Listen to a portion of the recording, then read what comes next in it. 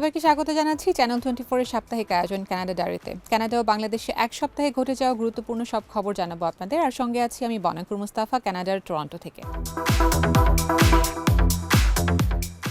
বাণিজ্যিক সম্পর্ক পুনরুদ্ধার করছে চীন ও কানাডা। মার্কিন প্রেসিডেন্ট ডোনাল্ড ট্রাম্পের কঠোর শুল্ক নীতির মুখে দীর্ঘদিনের শীতল সম্পর্ক ঝেড়ে ফেলে আবারও বাণিজ্যিক আলোচনা শুরু করতে যাচ্ছে চীন ও কানাডা।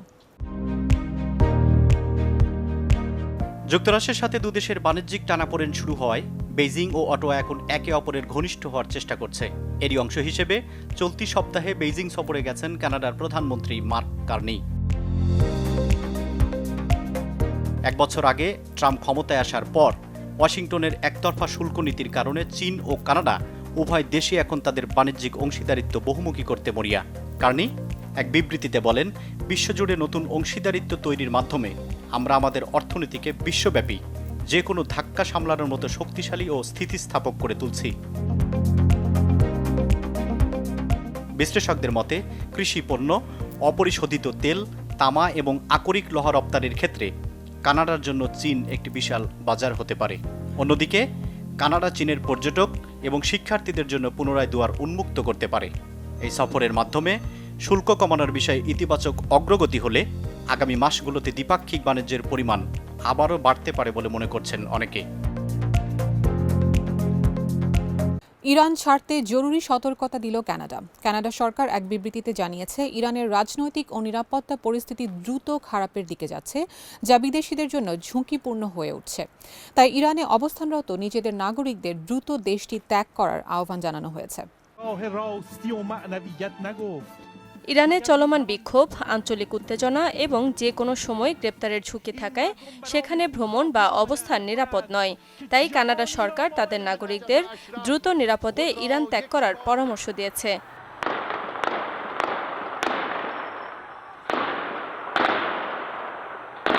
যুক্তরাষ্ট্র ও ইসরায়েলকে কেন্দ্র করে আঞ্চলিক উত্তেজনার কারণে নিরাপত্তা পরিস্থিতি অস্থির হয়ে উঠেছে। ফলে বিদেশিদের জন্য ঝুঁকি বাড়ছে। ফরাসি নাগরিকদের অপ্রয়োজনীয় ভ্রমণ এড়িয়ে চলা, বিক্ষোভ ও জনসমাবেশ থেকে দূরে থাকা এবং তেহরানে ফরাসি দূতাবাসের নির্দেশনা মেনে চলার আহ্বান জানানো হয়। এদিকে যুক্তরাষ্ট্রের প্রেসিডেন্ট ডোনাল্ড ট্রাম্প সামাজিক মাধ্যমে ইরানের জনগণকে বিক্ষোভ চালিয়ে যাওয়ার আহ্বান জানিয়েছেন এবং উল্লেখ করেছেন সহায়তা আসছে। অন্যদিকে ইরান বরাবরই অভিযোগ করে আসছে, দেশটির চলমান অস্থিরতার পেছনে যুক্তরাষ্ট্র ও ইসরায়েল জড়িত। তেহরানের দাবি, শুরুতে বিক্ষোভ শান্তিপূর্ণ থাকলেও পরে সশস্ত্র গোষ্ঠীগুলো এতে সহিংসতা ছড়িয়ে দেয়। ক্রমেই ফিকে হয়ে আসছে বিশ্ববাসীর আমেরিকান ড্রিম। সেই স্বপ্নে একের পর এক পেরেক ঠুকছেন ডোনাল্ড ট্রাম্প। সম্প্রতি বাংলাদেশ সহ ৭৫টি দেশের অভিবাসী ভিসা প্রক্রিয়া অনির্দিষ্টকালের জন্য স্থগিত করেছে মার্কিন পররাষ্ট্র দপ্তর। অভিবাসন আইন বিশেষজ্ঞরা বলছেন, অভিবাসী ভিসা স্থগিত হলেও সাধারণ ভিসাতে প্রভাব পড়বে না। তবে বাংলাদেশ সরকারের দরকার বিষয়টি খতিয়ে দেখার, কারণ এতে জড়িত বাংলাদেশের অর্থনীতি। ২০২৩ সালে বাংলাদেশ থেকে মার্কিন ভিসা দেওয়া হয়েছিল ৫৯,২৫৪টি, যার ১৪,৫৮০টা ছিল ইমিগ্রেন্ট বা অভিবাসী ভিসা। ২০২২ সালে এই সংখ্যা ছিল ১০,২০০, ২১ সালে ৬,১৮০ আর ২০২০ সালে ৯,০০০-এর বেশি বাংলাদেশি যুক্তরাষ্ট্রে আইনগতভাবে স্থায়ী বসবাসের অনুমোদন পায়। কিন্তু সম্প্রতি ৭৫টি দেশের অভিবাসী ভিসা কার্যক্রম স্থগিতের যে সিদ্ধান্ত ট্রাম্প প্রশাসন নিয়েছে, তাতে মার্কিন মূল্যকে স্থায়ী হওয়ার আশায় অনেকটাই ফিকে হওয়ার পথে। আন্তর্জাতিক সম্পর্ক বিশ্লেষকদের মতে এখনই সরকারের উচিত বিষয়টি খুঁটিনাটি খতিয়ে দেখা। যুক্তরাষ্ট্র সরকারের সাথে খুব ক্লোজলি কোঅর্ডিনেট করে কাজটা করতে হবে এবং আমাদেরও যেখানে অবৈধ যে অভিবাসন চলছে, যেটার জন্য হচ্ছে যুক্তরাষ্ট্রের নীতি নির্ধারকদের কাছে একটা হচ্ছে আমাদের একটা বলবো যেটা নেগেটিভ মাইন্ডসেট চলে আসছে, সেটাকে পরিবর্তন করতে হবে। ৭৫ দেশের মধ্যে কিন্তু ভারতের নাম পাবেন না। বা আপনি যদি যে মনে করুন যে আপনার যে ৩৮টি দেশের মতো যেখানে যে ভিসা বন্ড দিয়ে দেওয়া হয়েছে, ওর মধ্যে কিন্তু ভারত ও পাকিস্তানের নাম পাবেন না। তো এটার মধ্যে কিন্তু আমাদেরও একটা সোল সার্চিংয়ের ব্যাপার আছে, নিজেদের ব্যাপারে খতিয়ে দেখা উচিত যে আমাদের কী কী দুর্বলতা আছে। অবশ্য ট্রাম্পের এই সিদ্ধান্তে না ঘাবড়ানোর পরামর্শ দিয়ে মার্কিন অভিবাসন আইন বিশেষজ্ঞরা বলছেন, এর মাধ্যমে জট খুলতে পারে নিয়মিত ভিসা সহ অন্যান্য ভিসার।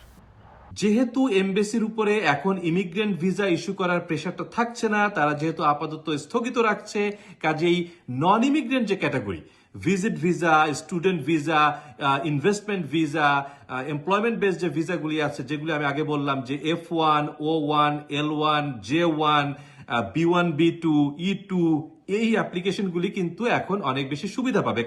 2024 আগস্টে বাংলাদেশের রাজনৈতিক পট পরিবর্তনের পর যুক্তরাষ্ট্র থেকে রেকর্ড প্রবাসী আয় আসে বাংলাদেশে। গেল বছর মোট প্রবাসী আয়ের 11% পাঠিয়েছেন যুক্তরাষ্ট্রে থাকা বাংলাদেশিরা। মোর্শেদ হাসিব, চ্যানেল 24, ঢাকা। গাজায় যুদ্ধবিরতির দ্বিতীয় ধাপেও ইসরায়েলি বর্বরতা, ট্রাম্পকে মাচাদোর নোবেল মেডেল প্রদান। গ্রিনল্যান্ডে পৌঁছেছে ইউরোপের সেনা। আন্তর্জাতিক অঙ্গনে এমন কিছু টুকরো খবর নিয়ে এবার থাকছে একটি ডেস্ক রিপোর্ট। ইরানে সরকার বিরোধী বিক্ষোভে সংঘর্ষে প্রায় 5,000 মানুষ নিহত হয়েছেন। এর মধ্যে নিরাপত্তা বাহিনীর সদস্য রয়েছেন 500 জন। বার্তা সংস্থা রয়টার্সকে বিষয়টি নিশ্চিত করেছেন ইরানের এক কর্মকর্তা। নিহতের সংখ্যা প্রকাশ করলেও নিজের পরিচয় গোপন রাখেন তিনি। এসব মৃত্যুর পেছনে সন্ত্রাসী কর্মকাণ্ডে জড়িত সশস্ত্র দাঙ্গাবাজদের দায়ী করছেন ওই কর্মকর্তা। আরও জানান, বিক্ষোভে সবচেয়ে বেশি প্রাণহানি হয়েছে উত্তর পশ্চিমাঞ্চলের কুর্দি অধ্যুষিত এলাকাগুলোতে। আন্দোলনকে সহিংস রূপ দিতে সক্রিয়ভাবে কাজ করেছে এই অঞ্চলের কুর্দি বিচ্ছিন্নবাদীরা। এছাড়া সরকার বিরোধী বিক্ষোভকে জোরালো করতে কুর্দি সমর্থিত গোষ্ঠীকে অস্ত্র দিয়ে সহায়তা করে আসছে ইসরায়েল ও বিদেশের কিছু সশস্ত্র সংগঠন।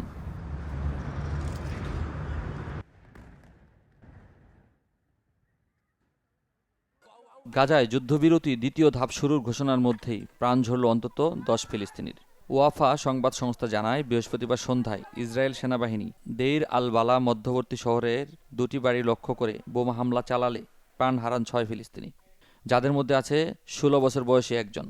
ইসরায়েল সামরিক বাহিনীর দাবি, নিহতের একজন হামাসের সশস্ত্র শাখা কাসেম ব্রিগেড কমান্ডার ছিলেন। এদিকে রাফা শহরে পশ্চিমে জায়নবাদীদের গুলিতে নিহত হয়েছেন একজন। গাজা সিটির দক্ষিণ পশ্চিমে একটি পুলিশ পোস্টের কাছে একজন ও মধ্য গাজার নুসারাইত শরণার্থী শিবিরের কাছে আরও 2 জন প্রাণ হারিয়েছেন। বুধবার গাজায় যুদ্ধবিরতির দ্বিতীয় ধাপ শুরুর ঘোষণা দেন মার্কিন প্রেসিডেন্ট ডোনাল্ড ট্রাম্পের বিশেষ দূত স্টিভ উইটকফ। এর মধ্যেই আবার হামলায় যুদ্ধবিরতির কার্যকারিতা নিয়ে সন্দিহান উপত্যকার জনগণ। গ্রিনল্যান্ডে পৌঁছেছেন ইউরোপের 6টি দেশের সেনারা। যৌথ মহড়ায় অংশ নিতে বৃহস্পতিবার গ্রিনল্যান্ডের রাজধানীতে পৌঁছান তারা। France, Germany, Sweden, Norway, Finland, Netherlands ও যুক্তরাজ্যের অংশগ্রহণে এই যৌথ মোতায়েনকে রিকনেসান্স মিশন বলা হচ্ছে, যা ডেনমার্কের নেতৃত্বে নেটোর অপারেশন আর্কটিক অ্যান্টি-উরেন্সের অংশ। এই পদক্ষেপটি এসেছে যুক্তরাষ্ট্রের প্রেসিডেন্ট ডোনাল্ড ট্রাম্পের গ্রিনল্যান্ডকে যুক্তরাষ্ট্রের নিয়ন্ত্রণে নেওয়ার দাবির প্রেক্ষাপটে। ফ্রান্সের প্রেসিডেন্ট ইমানুয়েল ম্যাক্রো জানান, প্রাথমিকভাবে পাঠানো সেনাদের সাথে শিগগিরই স্থল, আকাশ ও নৌ সম্পদ যুক্ত হবে। এদিকে বৃহস্পতিবার white house press secretary Karoline limit বলেন, গ্রিনল্যান্ডে ইউরোপীয় সেনা মোতায়েন ট্রাম্পের অঞ্চলটি নিয়ে ভাবনায় কোনো প্রভাব ফেলবে না। এ সময় মার্কিন কর্মকর্তাদের সাথে ডেনমার্ক ও গ্রিনল্যান্ডের প্রতিনিধি দলের আলোচনা ফলপ্রসূ হয়েছে বলে জানান তিনি। অন্যদিকে মস্কো ও বেইজিং গ্রিনল্যান্ডের জন্য হুমকি, পশ্চিমাদের এমন দাবি অগ্রহণযোগ্য বলে জানিয়েছে রুশ পররাষ্ট্র মন্ত্রণালয়। জানায়, দেশ দুটি কখনোই গ্রিনল্যান্ডের দখলের পরিকল্পনা করেনি। এদিকে ডেনমার্ক ও গ্রিনল্যান্ডের বার্তা স্পষ্ট, তারা যুক্তরাষ্ট্রের সাথে কোনো ভূখণ্ড বিনিময়ে প্রশ্নে রাজি নয় এবং গ্রিনল্যান্ড যুক্তরাষ্ট্রের অংশ হতে চায় না। হোয়াইট হাউসের ওভাল অফিসে বৃহস্পতিবার এক নাটকীয় বৈঠকে ভেনেজুয়েলার বিরোধী নেত্রী মারিয়া করিনা মাচাদো তার নোবেল শান্তি পুরস্কারের স্বর্ণপদক যুক্তরাষ্ট্রের প্রেসিডেন্ট ডোনাল্ড ট্রাম্পকে উপহার দেন। হোয়াইট হাউস জানিয়েছে, ট্রাম্প পদকটি নিজের কাছেই রাখবেন।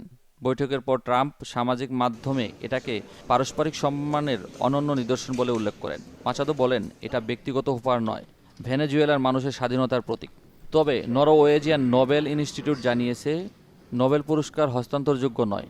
পদক দেওয়া হলেও আনুষ্ঠানিকভাবে পুরস্কারপ্রাপ্ত হিসেবে মাচাদোই থাকবেন। দর্শক, কানাডা ডায়েরির আজকের আয়োজনে ছিল এতটুকুই। দেখা হবে আবারও আগামী সপ্তাহে একই সময়ে চ্যানেল 24-এর পর্দায়। সে পর্যন্ত সবাই ভালো থাকবেন। আর কানাডা ডায়েরি সম্পর্কে আপনাদের যে কোনো মতামত জানাতে আমাদের সঙ্গে সরাসরি যোগাযোগ করতে পারবেন কানাডা ডায়েরি @channel24bd.tv এই ঠিকানায়। ধন্যবাদ সবাইকে।